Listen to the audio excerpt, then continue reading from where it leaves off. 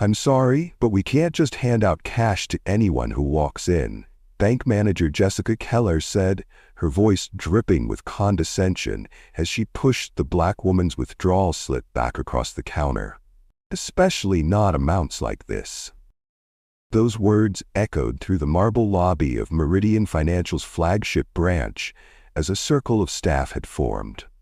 One young woman leaned over to her colleague, whispering just loud enough to be heard, "Yeah, right, she doesn't even look like she has that kind of money." Laughter rippled through the group as Angela, the undercover black CEO, stood there. Dignity intact, but humiliation by the second. What these employees didn't know was about to change everything about their careers, their lives, and this bank forever, when the woman they thought was not deserving to withdraw her own money revealed who she really was. Have you ever been judged before someone even knew your name or who you are?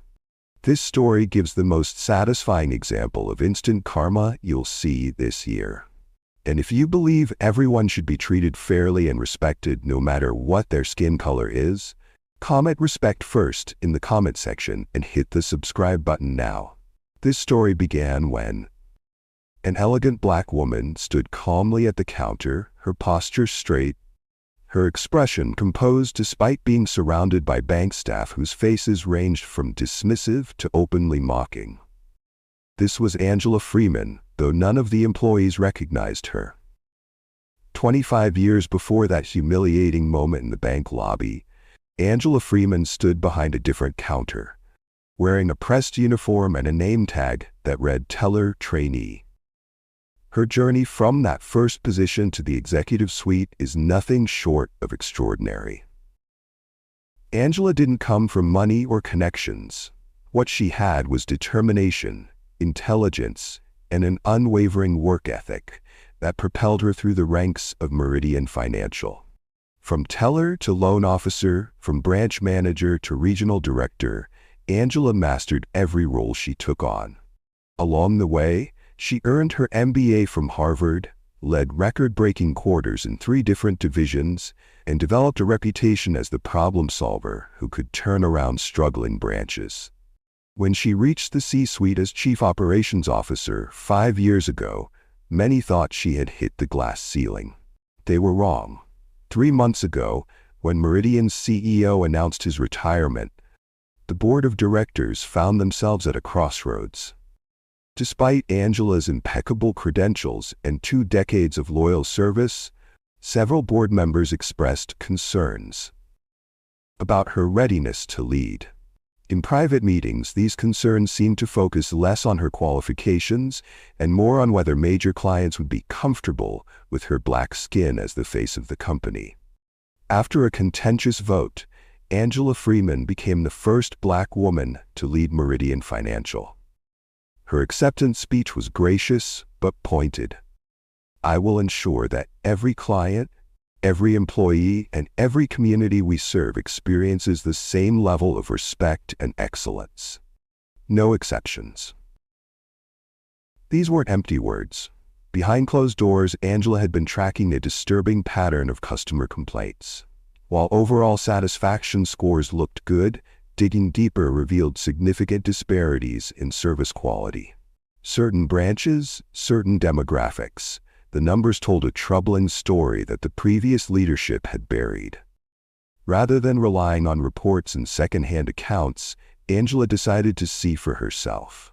The undercover boss approach wasn't just a gimmick. It was the only way to experience the unfiltered reality her customers faced. The flagship branch downtown was managed by Jessica Keller, a 15-year veteran with an impressive record. On paper, her numbers were exceptional. High transaction volumes, excellent new account generation.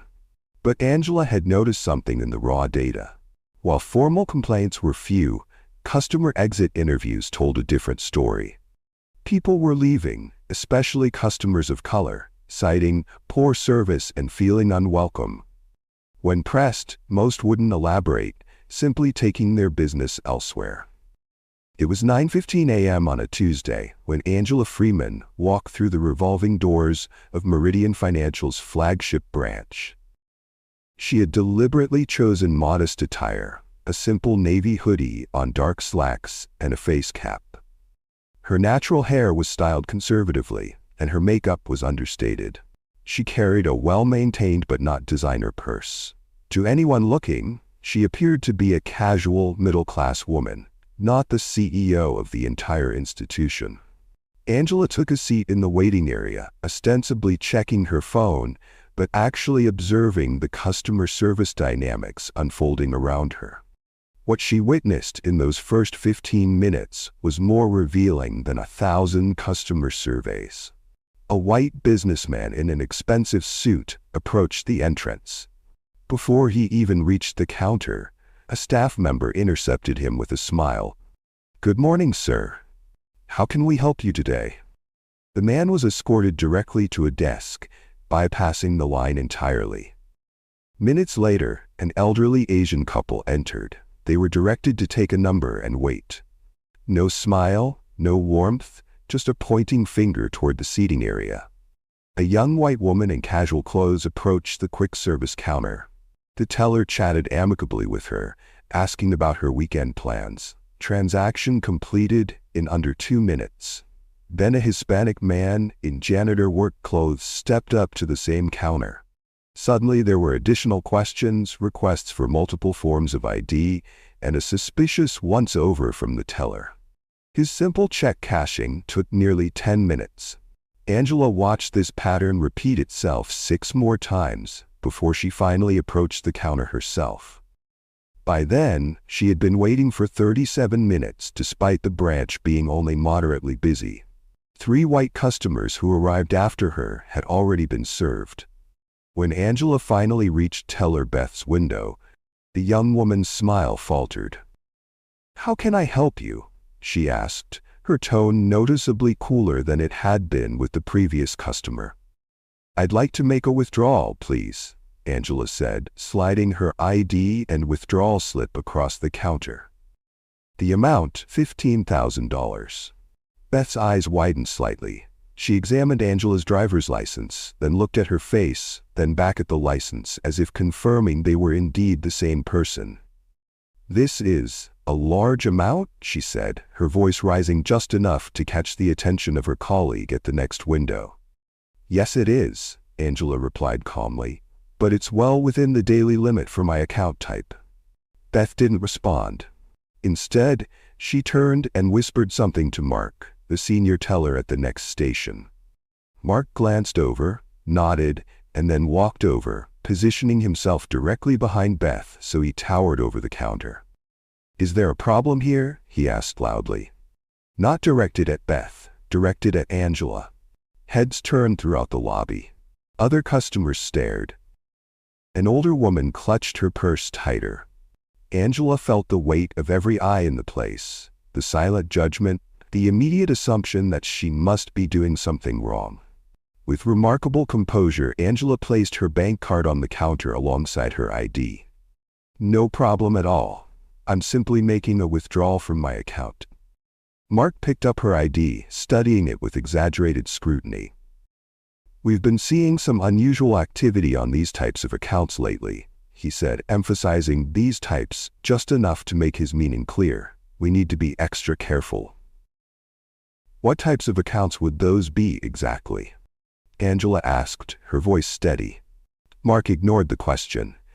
"Beth, can you pull up the account history, please? Let's see what kind of transaction patterns we're looking at."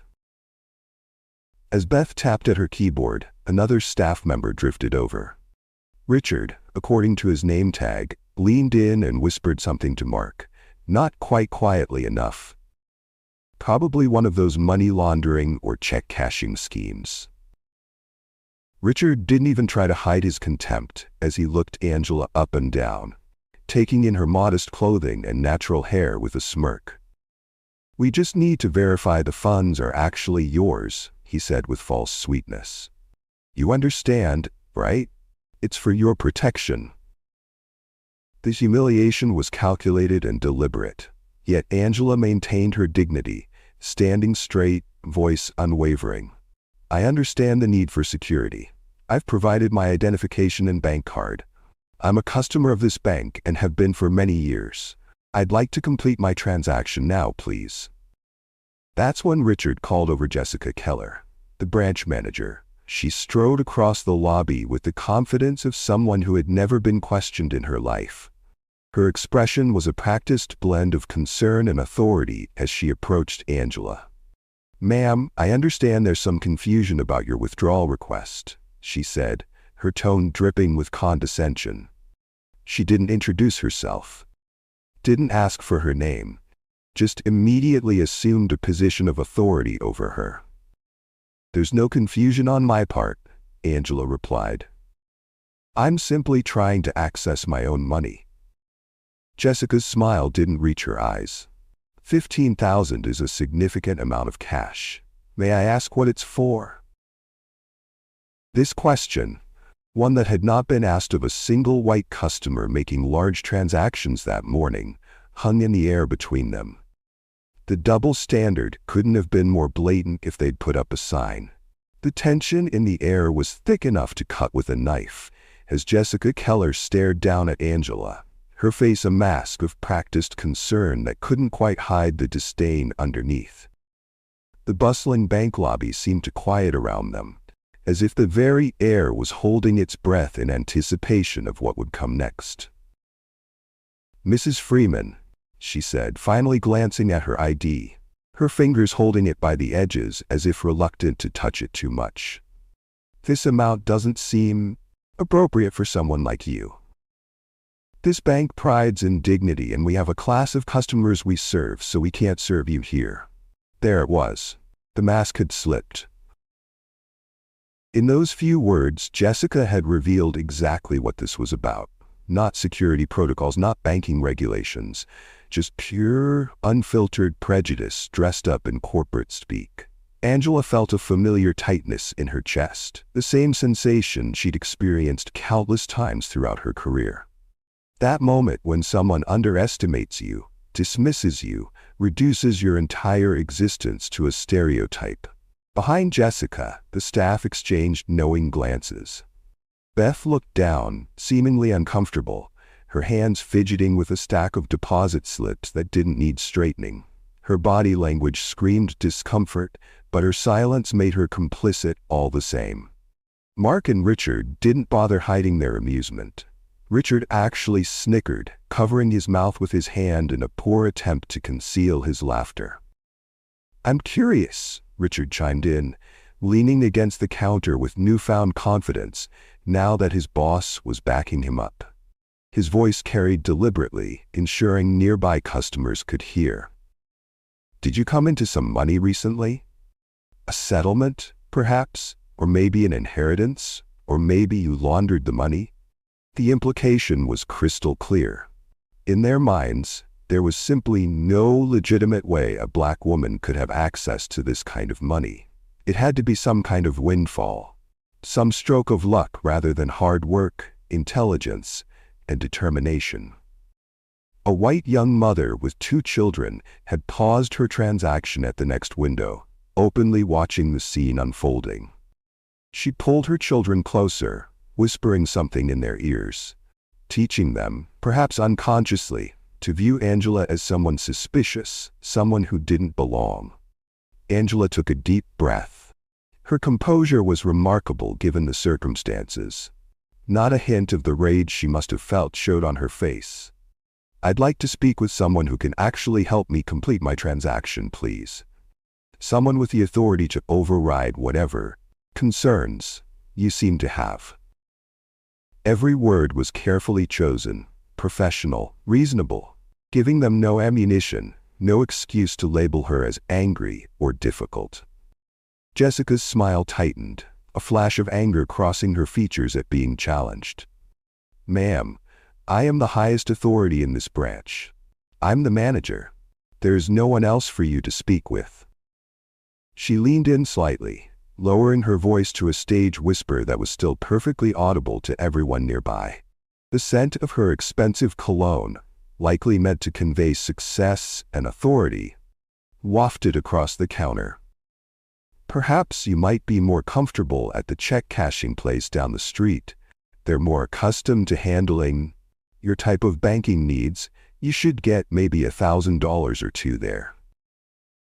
The dismissal was so blatant, so disrespectful, that a collective intake of breath could be heard from customers who were shamelessly eavesdropping on the exchange.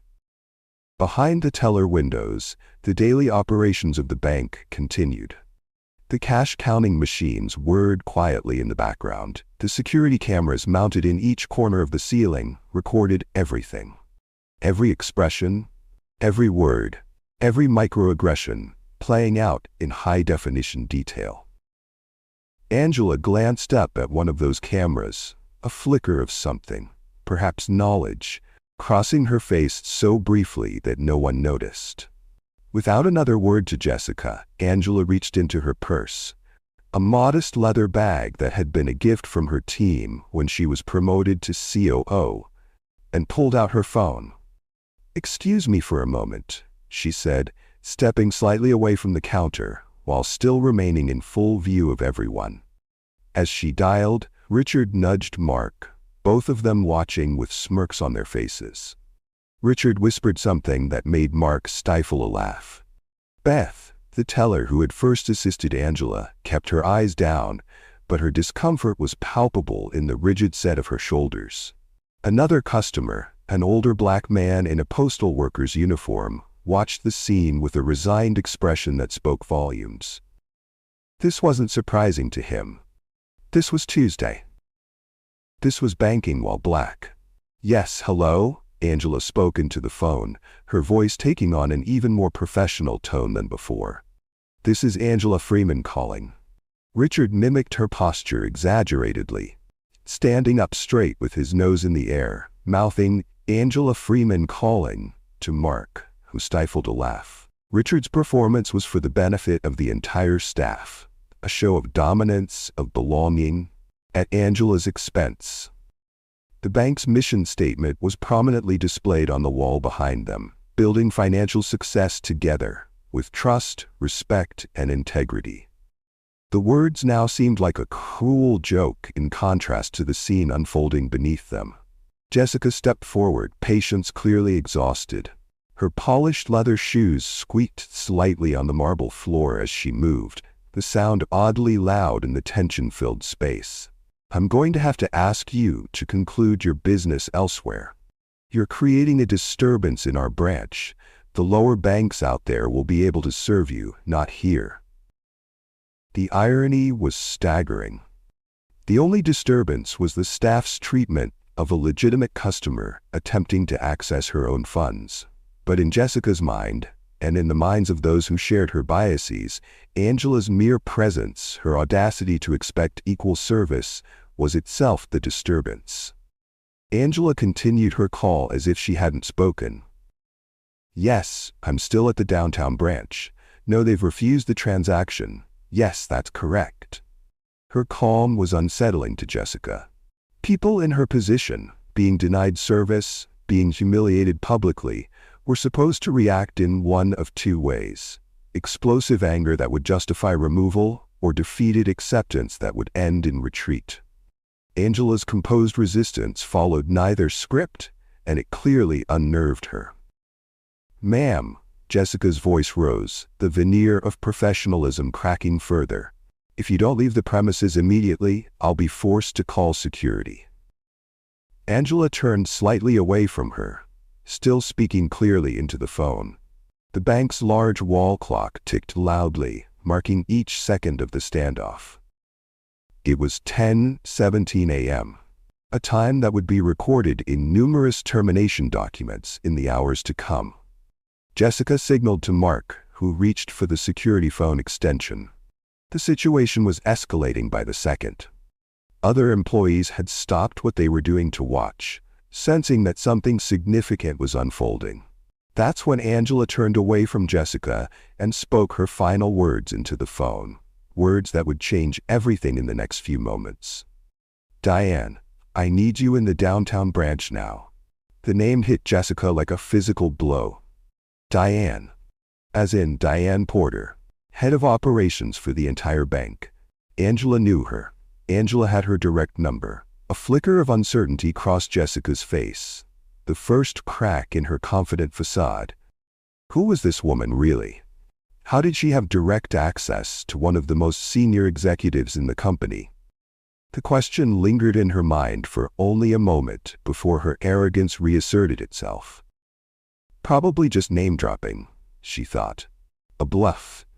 People like her always tried to intimidate with claims of knowing important people. Hit the subscribe and like button if you support Angela, the undercover boss in this story. In the headquarter branch, the executive suite of Meridian Financial suddenly burst into activity. Diane Porter stood bolt upright at her desk, her face draining of color as she recognized the voice on the other end of the line and realized who was calling her. Diane had worked alongside Angela for over a decade. They had broken countless glass ceilings together, navigated the treacherous waters of corporate finance as women of color, supported each other through personal and professional challenges. Get me every customer complaint from the downtown branch for the past year, she barked at her assistant. Every single one, even the ones that didn't make it into the formal review process. Assistants scattered as she grabbed her tablet and security badge. Her designer heels echoed sharply on the marble floor as she rushed toward the executive elevator, the one that could take her directly to the lobby without stopping. In the adjacent conference room, board members who had been reviewing quarterly projections found themselves suddenly interrupted as security feeds from the downtown branch were pulled up on the main screen. "What's happening?" asked Jonathan Prescott, the chairman of the board, as technicians scrambled to enhance the audio. "You need to see this, sir," replied the head of security, his expression grim. The color drained from Prescott's face as he recognized the woman being mistreated by their staff. That's Angela Freeman," stammered another board member. "That's our CEO." "Yes," the security director confirmed, "and this has apparently been going on for 17 minutes already." On screen, they could see it all unfolding in real time. The board watched in stunned silence as their CEO was treated with contempt in her own bank. "Record everything," Prescott ordered, his voice tight with barely controlled fury. "Every second, every word, and get legal up here immediately." Back in the bank lobby, the temperature seemed to drop several degrees as Jessica began to realize that something was very, very wrong. The confidence drained from her face, replaced by the first flickers of uncertainty. Unknown to her and her staff, the security cameras had also captured their treatment of other customers throughout the morning, the pattern of discrimination that Angela had witnessed firsthand. Every interaction, every disparate treatment, every preferential service was now preserved as evidence. The same system designed to protect the bank from external threats was about to expose the threat that had been inside all along.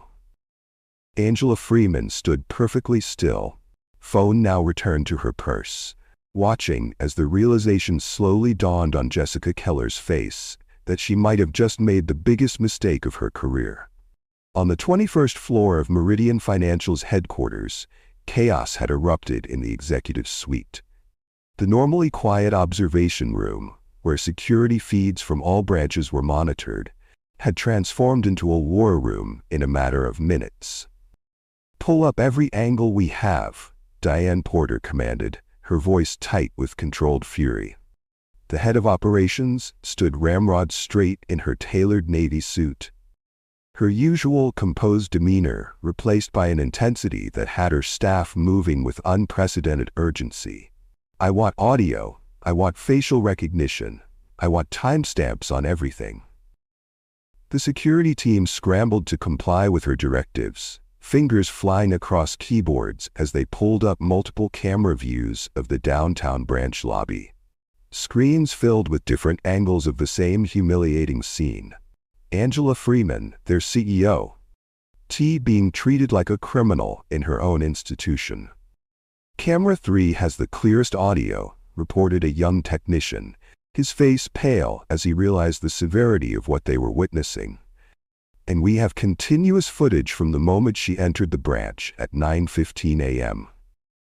In the adjacent boardroom, 3 board members who had been in a quarterly planning meeting watched in stunned silence as the security feeds populated the wall-sized screens. They could see everything: the smirks, the eye rolls, the blatant disrespect, the different treatment of customers based solely on appearance. The pattern was undeniable, and it was playing out in real time before their eyes. "Yes," replied Jonathan Prescott, the board chairman, his expression grim beneath his silver hair. "That's our CEO."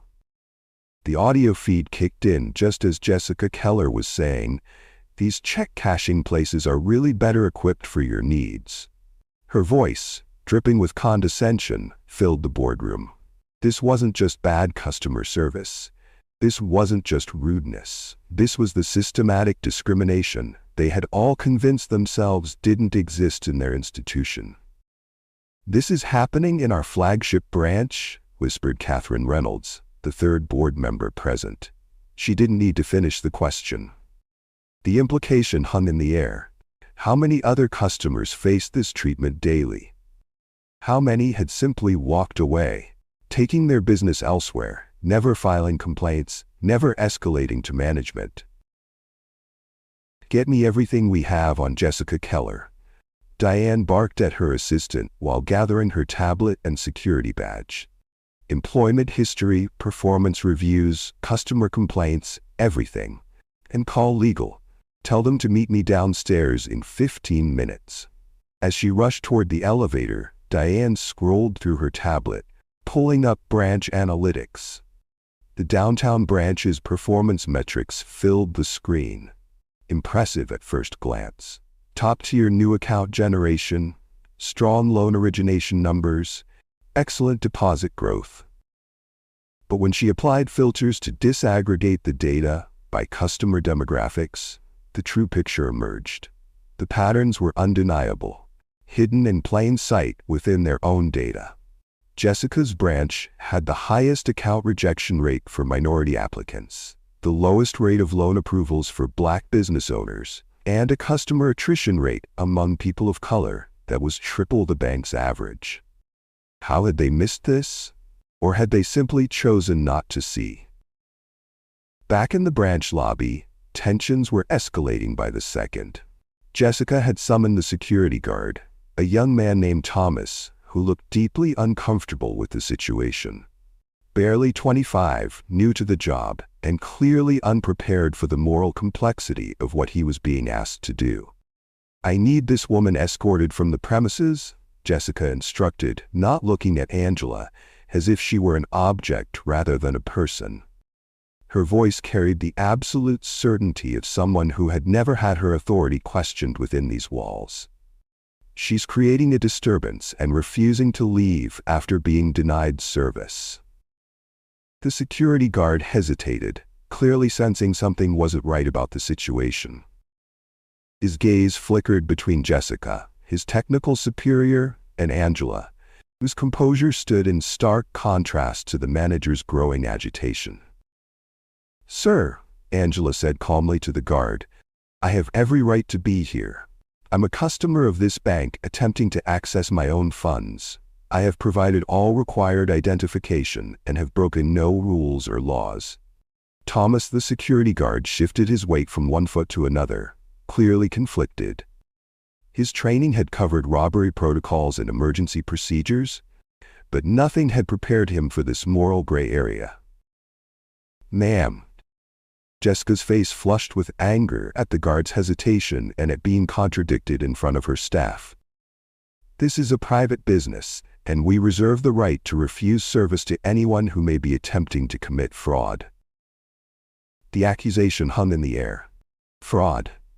Without evidence, without foundation, Jessica had leveled one of the most serious allegations possible in a banking environment. And yet, to those watching, the true fraud was becoming increasingly apparent. The fraud of equal service, of meritocracy, of fairness. The staff had formed a literal wall behind Jessica. Mark standing with arms crossed, his security badge twisted backward so his name wasn't visible. Richard, with a satisfied smirk, twirling a pen between his fingers in a gesture of casual contempt.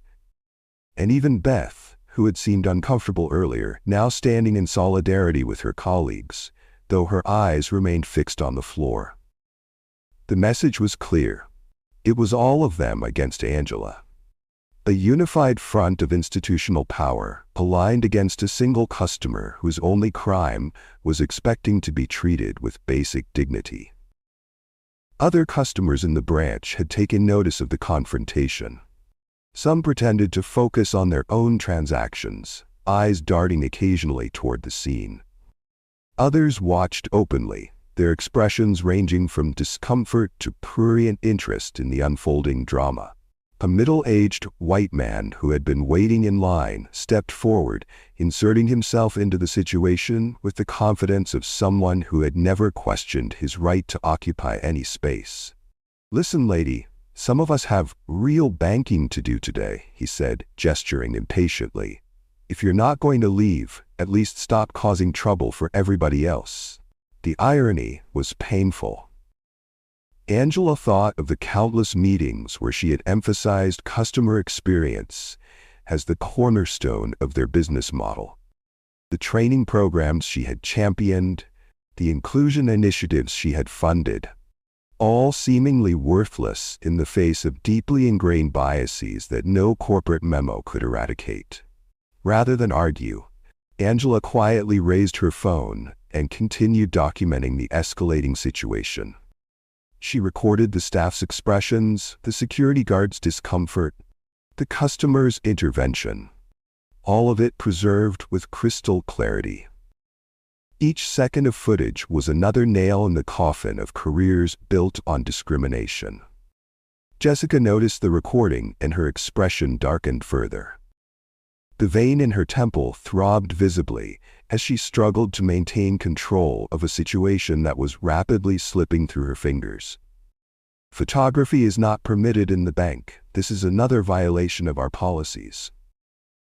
"Actually," Angela replied, her voice steady, "according to Meridian Financial's own customer service policy, Section 4.3, customers have the right to document any interaction where they feel their rights are being violated." The specificity of her knowledge caught Jessica off guard, but only momentarily. Behind her eyes, questions were beginning to form. Who was this woman really? How did she know company policies in such detail? How did she have Diane Porter's direct number? But rather than consider these questions, rather than pause to reassess the situation, Jessica's face twisted into an ugly sneer as she turned to the staff and security guard. "This is exactly what I'm talking about," she said, loudly enough for everyone in the lobby to hear. "These people are always trying to game the system. They come in here thinking they know the rules better than we do, looking for any loophole to exploit." The mask had dropped completely now. No more pretense of security concerns or banking protocols. Just naked prejudice on full display, captured forever on the bank's own security system and Angela's phone. Customers were either watching in morbid fascination or pointedly looking away, pretending not to notice the spectacle unfolding before them. Even a few of the staff members were beginning to shift uncomfortably as Jessica's behavior grew increasingly erratic, the veneer of professionalism cracking to reveal the prejudice beneath. Richard, whose mockery had been so open earlier, now darted uncertain glances at his manager. This was going further than he had expected, crossing lines that even he recognized shouldn't be crossed in a professional environment. Beth, the teller who had first assisted Angela, looked physically ill, her complexion ashen as she witnessed the escalation of what had begun as a routine transaction. She had followed procedure, called her manager as required for large withdrawals, but this public humiliation of a customer wasn't what she had signed up for. Only Mark remained steadfast in his support of Jessica, his crossed arms and rigid stance a physical manifestation of the institutional barriers Angela had faced throughout her career.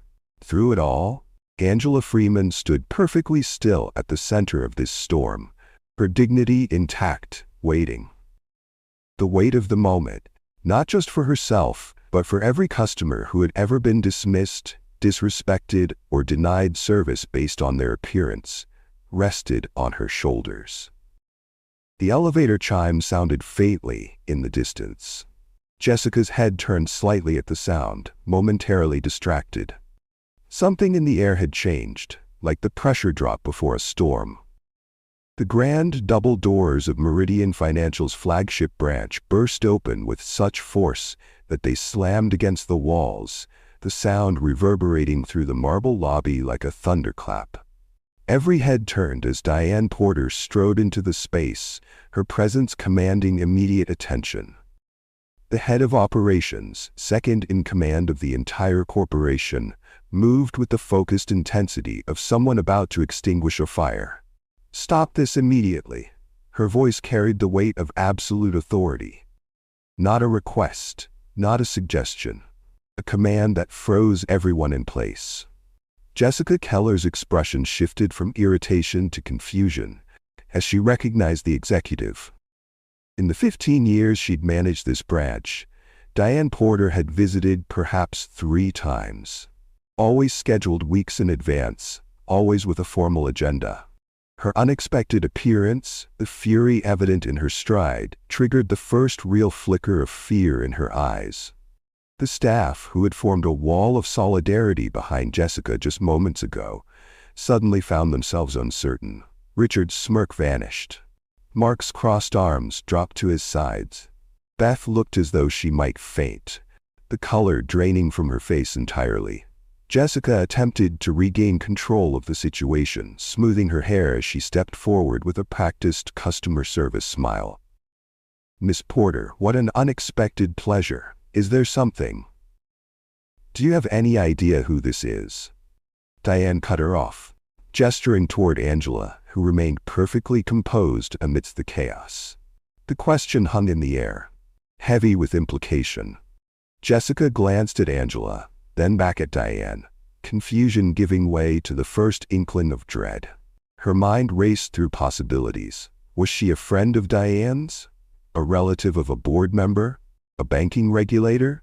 A potential high-net-worth client they'd been trying to court? The other customers in the branch had stopped all pretense of conducting their own business. Some had phones out, recording the confrontation. An elderly woman who had witnessed the entire ordeal nodded in satisfaction, as if justice was finally being served.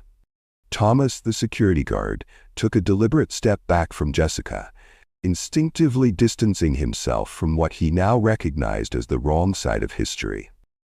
Diane approached Angela, her entire demeanor transforming as she did. The righteous anger she had directed at Jessica gave way to profound respect as she addressed the woman who had been treated so shamefully. "I am so deeply sorry you experienced this, especially here," she said, her voice carrying throughout the silent lobby. Then she turned back to face the staff, her expression hardening once more. "This," she announced, her voice ringing with authority, "is Angela Freeman, the CEO of Meridian Financial. Your boss." The words landed like physical blows. Jessica staggered backward as if struck.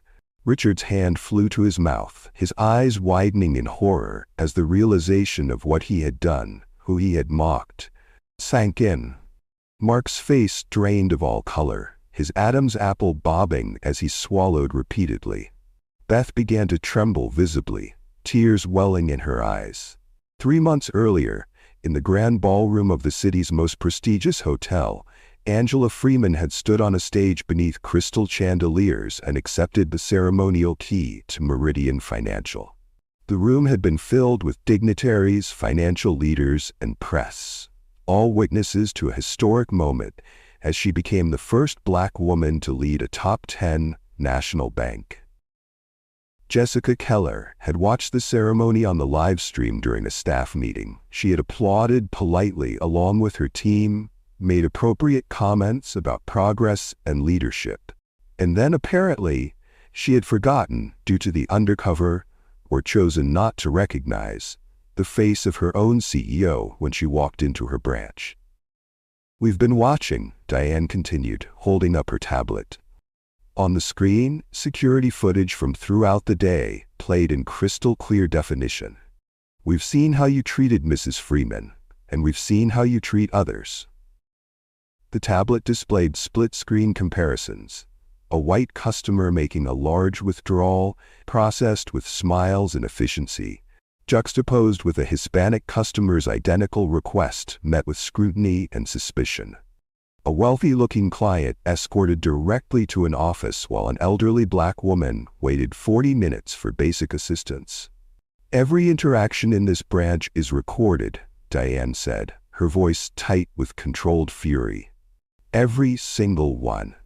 And what we've witnessed today is a pattern of discrimination so blatant, so egregious, that it violates not only our company policies but federal banking regulations." She began listing the violations methodically, each one another nail in the coffin of Jessica's career. Differential treatment based on perceived race or socioeconomic status. Failure to follow standard verification protocols consistently across all customers. Creating a hostile environment for a client attempting to access their own funds. Falsely accusing a customer of potential fraud without evidence. Jessica's face had turned an alarming shade of red. The carefully constructed facade of her professional persona was crumbling before everyone's eyes. "This is a misunderstanding," she stammered, straightening her hair again, a nervous habit now rather than a power move. "We have serious security concerns with large cash withdrawals. The protocols." "Save it," Diane cut her off. "We reviewed the footage of 3 similar withdrawals processed earlier today for other customers. The only protocol you followed consistently was discrimination." Richard stepped forward, tears streaming down his face, his previous confidence replaced by desperate self-preservation. "I was just following Jessica's lead," he pleaded. "We're trained to be cautious with unusual transactions." Mark attempted a different approach, his voice taking on a tone of professional concern. "There have been fraudulent schemes targeting this branch. We were simply exercising appropriate caution in line with."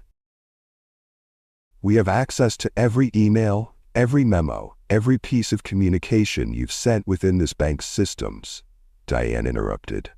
"Do not make this worse for yourselves by lying." The main entrance opened again as 3 members of the board of directors entered the lobby, their expressions grave. Jonathan Prescott, Catherine Reynolds, and Dennis Whitehill, the highest authorities in the company, beside Angela herself, had come down from their executive suite to witness the reckoning in person. Their presence elevated what was already a catastrophic event for Jessica and her team to something unprecedented in the bank's history. Board members simply did not appear on the front lines of daily operations unless something extraordinary demanded their personal attention. The lobby, already silent, somehow became even quieter. Customers watched wide-eyed as the most powerful people in the organization formed a semicircle around Angela, a physical manifestation of the support that should have been there all along. Throughout the confrontation, Angela had remained silent, watching, not with satisfaction or vindication, but with the clear-eyed assessment of a leader witnessing a systemic failure that required correction. This wasn't personal for her. It was institutional and her responsibility to address. When she finally spoke, her voice was calm, measured, and carried the unmistakable weight of absolute authority.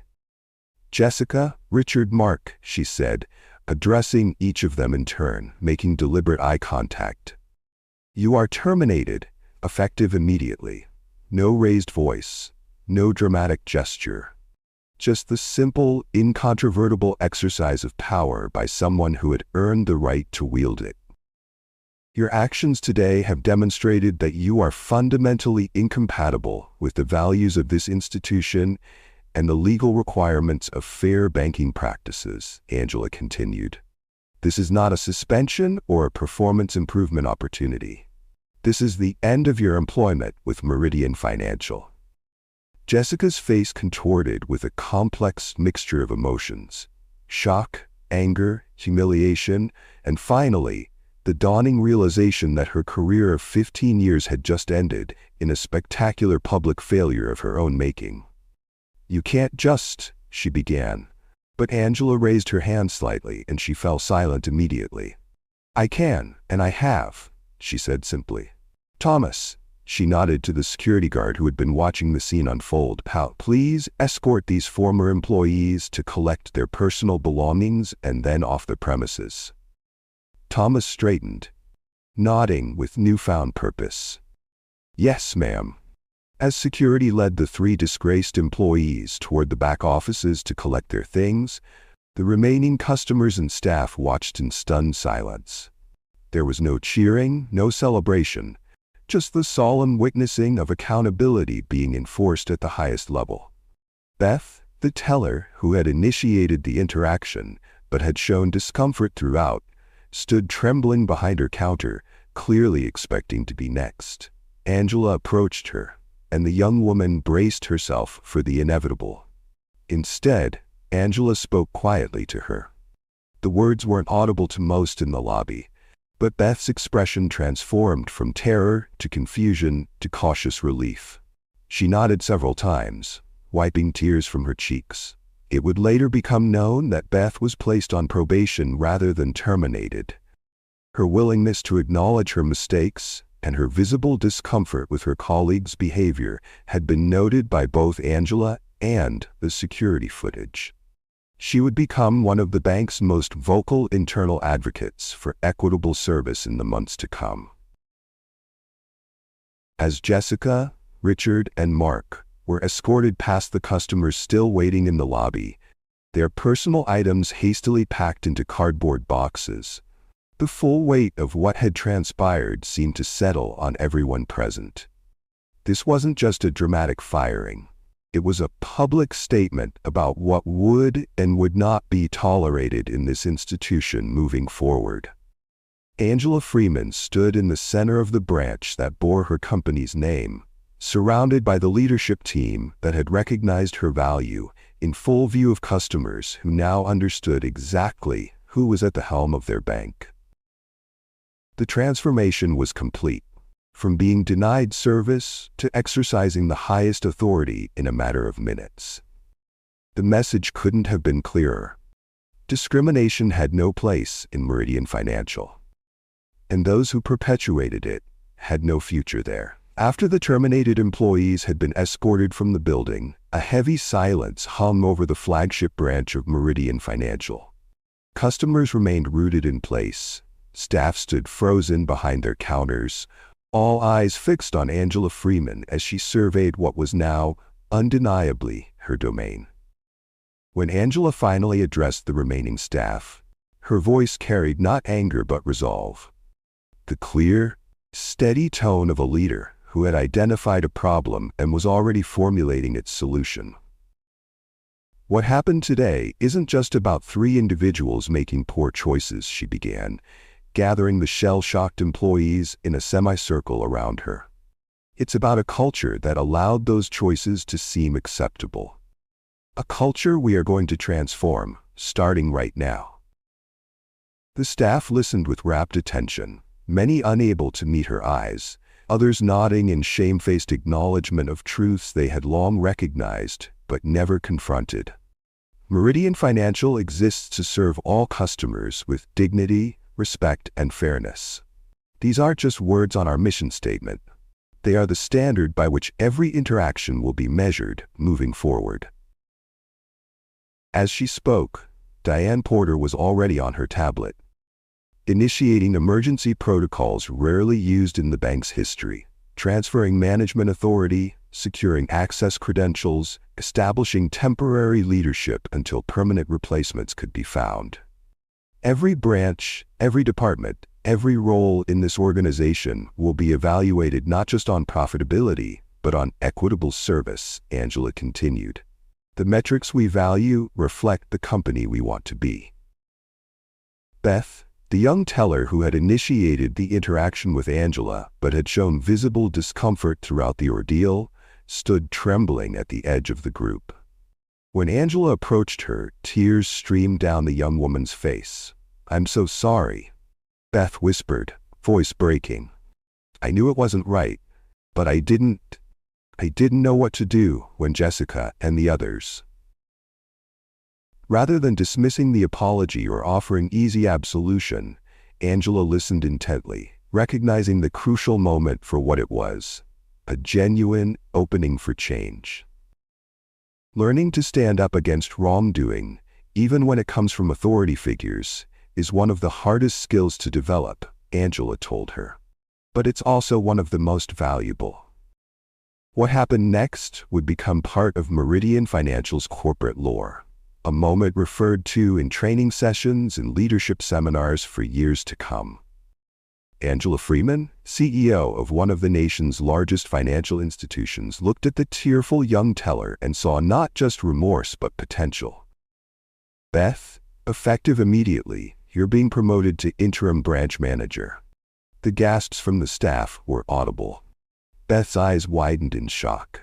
"But You're someone who recognized that what was happening was wrong, even if you didn't have the tools or confidence to stop it," Angela cut in. "That awareness is the foundation we need to build on. You'll have support, training, and resources, but more importantly, you'll bring the perspective of someone who has seen firsthand how things can go wrong and is committed to making them right." 3 days later, Angela stood behind a podium emblazoned with Meridian Financial's logo, facing a sea of journalists, cameras, and recording devices. The press conference had been hastily arranged, but was meticulously choreographed to deliver a powerful message. "Today, Meridian Financial is announcing our new equitable banking initiative," Angela stated, her professional attire and commanding presence a stark contrast to the modest clothing she had worn during her undercover visit.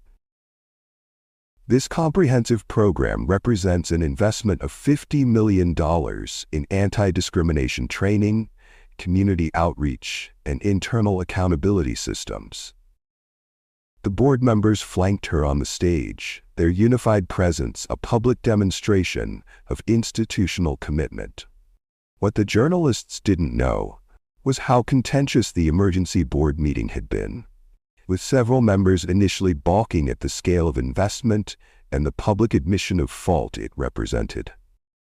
It had taken Angela laying out the legal, financial, and reputational risks of inaction, along with the security footage from the branch, to bring the holdouts around. Now they stood beside her, at least outwardly committed to the transformation she envisioned. "Banking discrimination isn't just morally wrong. It's bad business," Angela continued, her words echoing through the conference hall. "When we fail to serve all communities equitably, we leave talent undeveloped, businesses unfunded, and potential unrealized." The cameras panned across the diverse group of individuals seated in the front row, former customers of Meridian who had experienced discrimination firsthand and had agreed to share their stories as part of the initiative. There was Michael Mandel, a successful entrepreneur whose loan application had been denied 3 times, despite an impeccable business plan and credit history. Beside him sat Elena Rodriguez, who had been steered away from premium services despite qualifying based on her income, and James Chen, whose attempt to open a business account had been met with excessive documentation requirements, not demanded of other clients.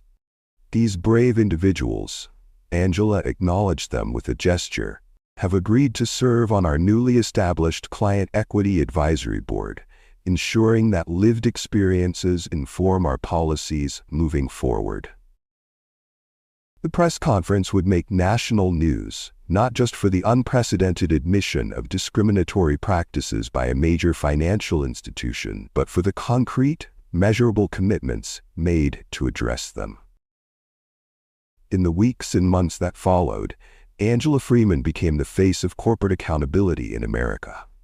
her unwavering implementation of the promised changes, from revised hiring practices to overhauled performance metrics to community investment programs, demonstrated that her commitment went far beyond damage control.